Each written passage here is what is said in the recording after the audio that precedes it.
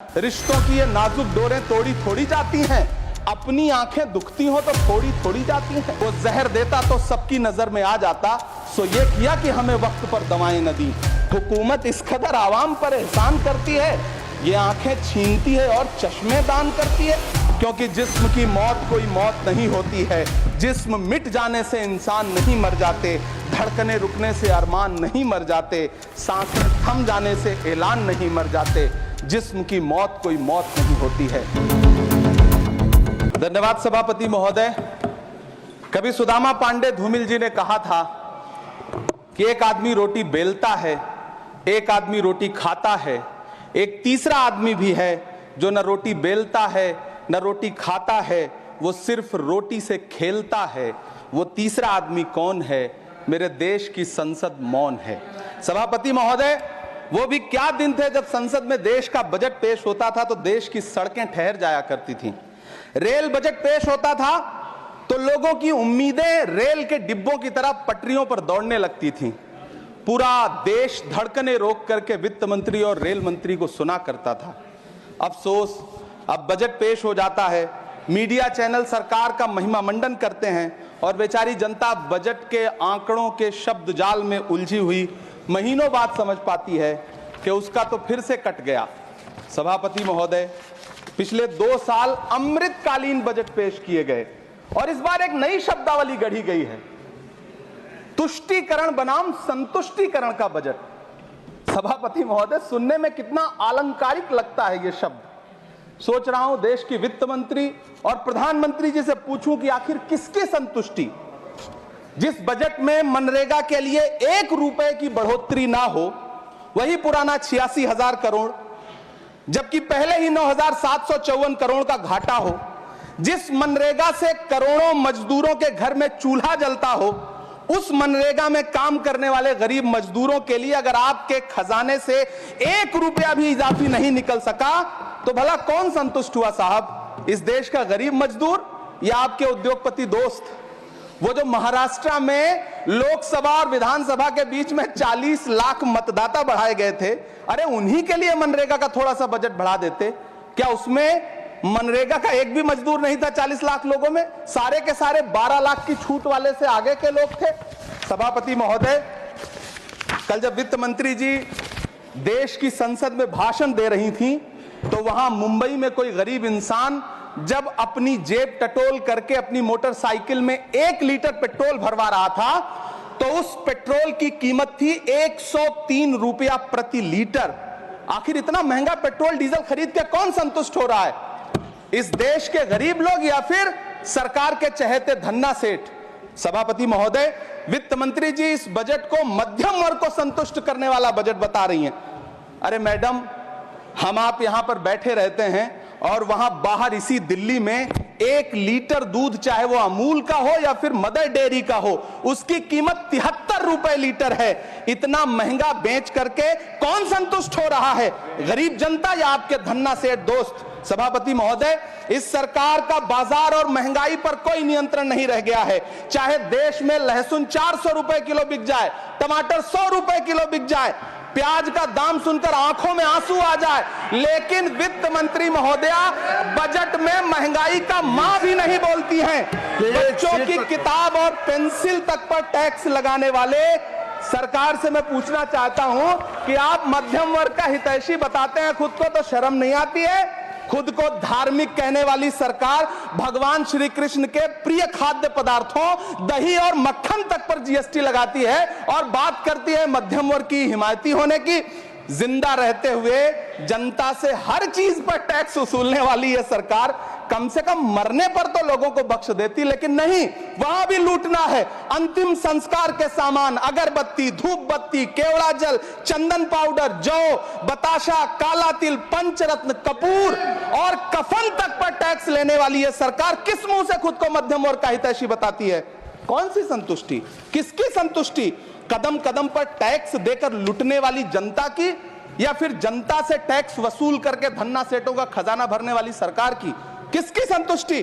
सभापति महोदय, 18 अगस्त 2015 आरा का, बिहार का ऐतिहासिक मैदान, सजा हुआ मंच, हजारों की भीड़, और सामने खड़े हुए देश के प्रधानमंत्री का भाषण।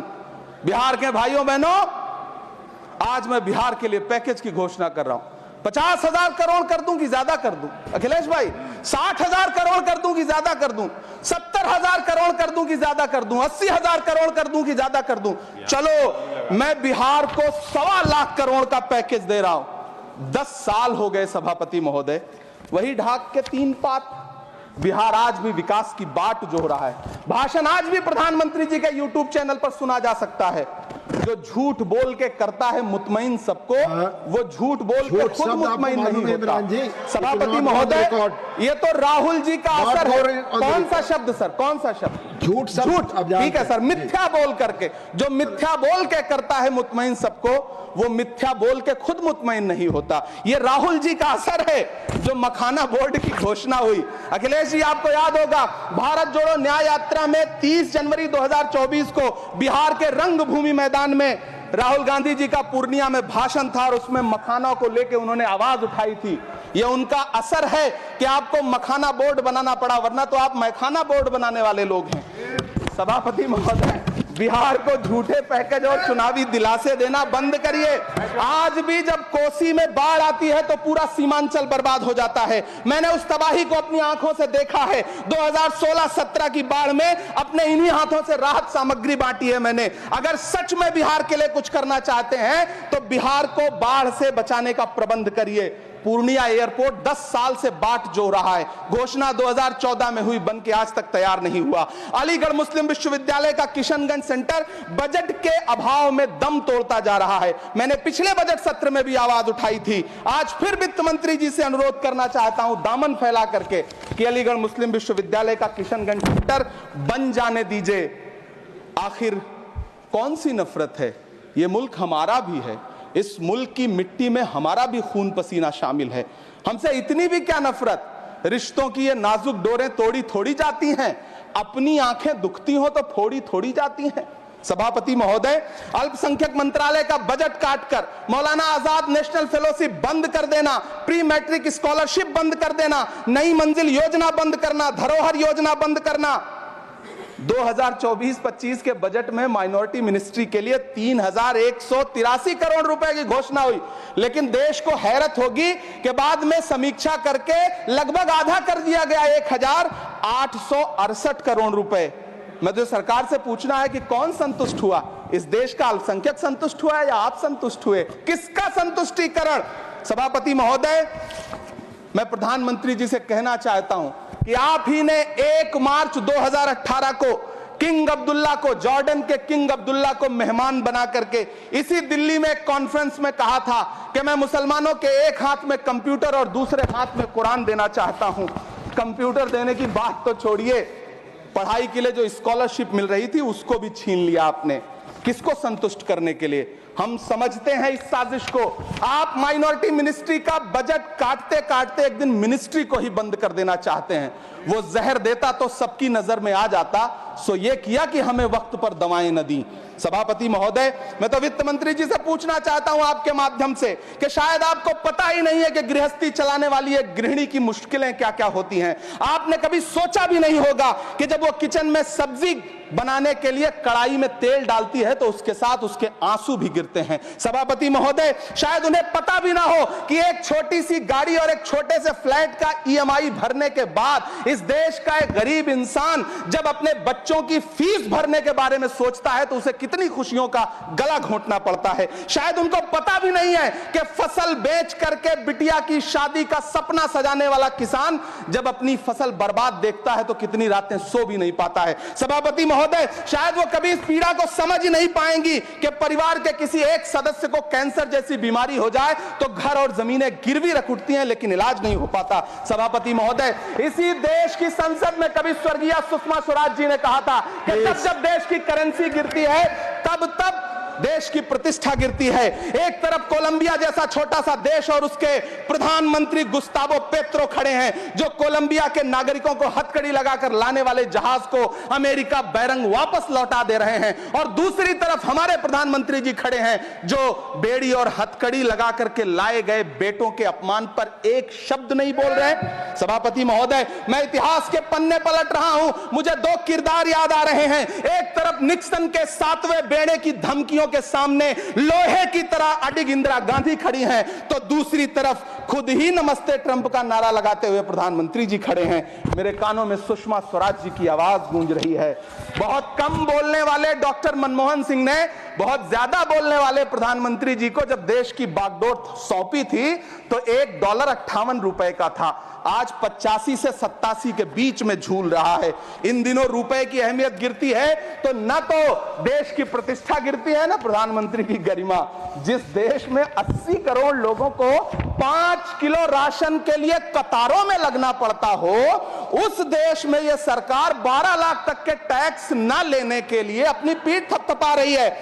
हुकूमत इस कदर आवाम पर एहसान करती है, ये आंखें छीनती है और चश्मे दान करती है। सभापति महोदय, महाराष्ट्र का भिवंडी हो, मालेगांव हो, इचलकरंजी हो, यूपी का बनारस हो, मुआयमा हो, मुबारकपुर हो, रांची का छोटा नागपुर हो, बिहार का भागलपुर हो, हर जगह बुनकरों की उम्मीदें तोड़ रही हैं, लेकिन इस सरकार के पास उनके लिए कुछ भी नहीं है। मुरादाबाद का पीतल उद्योग, कानपुर का चमड़ा उद्योग, सहारनपुर का लकड़ी उद्योग, फिरोजाबाद का चूड़ी उद्योग, अलीगढ़ का ताला उद्योग, सब सरकारी प्लानिंग से तबाह हो रहे हैं।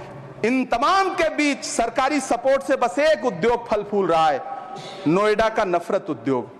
सभापति महोदय, जिस देश में 40 से 45% मेडिकल फैकल्टी की सीट खाली हो, वहां बजट में 75,000 नए मेडिकल सीट्स का ऐलान हो रहा है। सरकार बहादुर, कम से कम इस देश के पढ़े लिखे युवाओं को तो मूर्ख समझना बंद करिए। वो अब तिजारती पहलू निकाल लेता है। पहले 7500 मेडिकल सीट्स बाद में बनाइएगा, पहले जो एम्स में 2161 पद खाली पड़े हैं उनको तो भर दीजिए।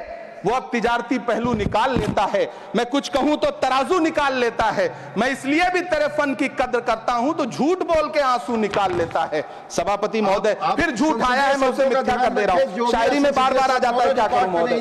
काश ये बजट, सभापति महोदय, वो एक शब्द मैं मिथ्या कर दे रहा हूं सर, वो एक शब्द को हटा दीजिए। ध्यान रखें, ऐसे जो भी शब्द होंगे आपके वहां। सभापति महोदय, काश ये बजट बीपीएससी के पेपर लीक की शिकायत करने वाले नौजवानों पर बरसती हुई पुलिस के लाठियों पे, जख्मों पर मरहम लगा पाता। सभापति महोदय, पिछले 80 दिन से 70 साल का एक बुजुर्ग एमएसपी की लीगल गारंटी मांगता हुआ आमरण अनशन पे बैठा हुआ है। काश ये बजट किसान नेता जगजीत डल्लेवाल की टूटती हुई सांसों की पीड़ा सुन पाता। काश ये बजट प्रतियोगी परीक्षाओं की तैयारी के लिए दिल्ली, कोटा, पटना, अहमदाबाद जैसे शहरों में, इलाहाबाद जैसे शहरों में किताबों के साथ गल रहे युवाओं के सपनों को जिंदगी दे पाता। काश ये बजट वंदे भारत के सुनहरे विजुअल के बजाय देश की गरीब जनता को कुछ और पैसेंजर ट्रेनें दे पाता। काश ये बजट सीनियर सिटीजन को ट्रेन टिकटों में मिलने वाली रियायतें वापस लौटा पाता, जिनको सरकार ने कोविड के नाम पे छीन लिया था। काश ये बजट किसानों की राह में कीले नहीं बल्कि कालीन बिछाने वाला बन पाता। काश ये बजट सरकारी मालिकों को यह समझा पाता कि नेहरू को कोसने से अर्थव्यवस्था नहीं सुधरेगी, उसके लिए डॉक्टर मनमोहन सिंह साहब की अर्थ नीति अपनानी पड़ेगी। पिछले 11 साल से नेहरू जी को कोस रहे हैं, आखिर कब तक कोसिएगा? थोड़ा पंडित नेहरू जी के बारे में पढ़िए, तब पता चले कि पंडित नेहरू की शख्सियत का नाम है। दुनिया का पहला ऐसा राजनेता जिसने अपनी जिंदगी की आजादी के लिए, देश की आजादी के लिए 3259 दिन अंग्रेजों की जेल में बिताए। पंडित नेहरू एक ऐसे महान शख्स जिनके पिता पंडित मोतीलाल नेहरू, जिनकी बहन विजय लक्ष्मी पंडित, जिनके बहनोई पंडित रंजीत सीताराम, जिनकी बेटी इंदिरा गांधी, जिनके दामाद फिरोज गांधी, सब ने अंग्रेजों से लड़ते हुए स्वतंत्रता आंदोलन में जेल काटी, आप किस मुंह से उनकी लकीर छोटी करने की बात करते हैं? नहीं कर पाइएगा, 7 जन्मों में नहीं कर पाइएगा, क्योंकि जिस्म की मौत कोई मौत नहीं होती है। जिस्म मिट जाने से इंसान नहीं मर जाते, धड़कने रुकने से अरमान नहीं मर जाते, सांसें थम जाने से ऐलान नहीं मर जाते। जिस्म की मौत कोई मौत नहीं होती है। सभापति महोदय, मैं आपके सामने खड़ा होकर के एक बहुत छोटी सी कहानी सुनाना चाहता हूं कि महान बादशाह सिकंदर ने जब यूनान फतेह किया तो जीत का जश्न मनाने के लिए शहर की सड़कों पर निकला, तो उसने देखा कि पूरा शहर तो जश्न मना रहा है, एक फकीर सड़क के किनारे चादर तान के सो रहा है। सिकंदर को गुस्सा आया, घोड़े से उतरा, उस फकीर के पास गया और उसे सोता देख करके उसे जोर की एक लात मारी और लात मार के कहा कि क्यों रे फकीर, मैंने यूनान फतेह कर लिया, लोग जश्न मना रहे हैं और तू सो रहा है।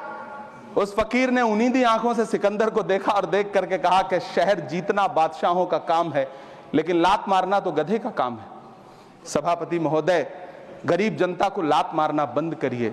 यह अमीरों के लिए बनाया गया बजट है, यह निराशाजनक बजट है। हम अमृतकाल सुनते आ रहे थे, यह अमृतकाल इतनी जल्दी समाप्त हो गया कि अब अमृतकाल का कोई नाम तक नहीं लेना चाहता है। इसलिए मैं इस सदन में खड़ा होकर के देश की वित्त मंत्री महोदया से कहना चाहता हूं कि आपने अल्पसंख्यकों के बजट में जो कटौती की है उसको बहाल करिए। आपने मनरेगा को जो स्थिर रखा है उसका घाटा 9,754 करोड़ है, कम से कम उतना बढ़ा करके फिर से उसे बहाल करिए। नौजवानों के लिए रोजगार दीजिए, किसानों को एमएसपी की लीगल गारंटी दीजिए। यही मैं आपसे अपील कर रहा हूं। धन्यवाद सर, आपने इतना जो समय दिया उसके लिए शुक्रिया। माननीय श्री बाल योगी